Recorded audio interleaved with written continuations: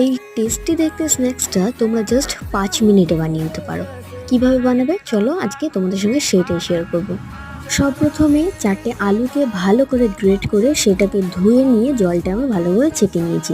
তারপরে ওর ভেতর দেবো আমি লবণ, হলুদ আর বেশ কিছুটা পেঁয়াজ কুচি আর দিয়েছি এখানে মিট মশলা গুঁড়ো। তারপরে দিয়েছি লঙ্কা কুচি, রসুন কুচি আর অনেকটা পরিমাণে ধনেপাতা কুচি।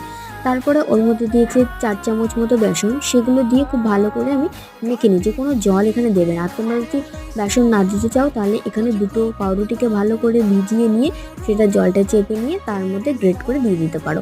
তো তারপরে এরকম পাতলা পাতলা করে তেলের মধ্যে ভেজে নেবে। আর ডুবো তেলে ভেজে নিলেই কিন্তু রেডি আমাদের এই দারুণ টেস্টি স্ন্যাক্সটা। কেমন লাগলো অবশ্যই জানিও, আর বাড়িতে একবার অবশ্যই ট্রাই করো। সন্ধ্যাবেলার চা কফির সঙ্গে কিন্তু এটা একদম দারুণ জমে যাবে। তো চলো দেখা হচ্ছে আবার একটা নতুন ভিডিওতে। ততক্ষণ ভালো থেকো, সুস্থ থেকো আর চ্যানেলটাকে অবশ্যই সাবস্ক্রাইব করে দাও।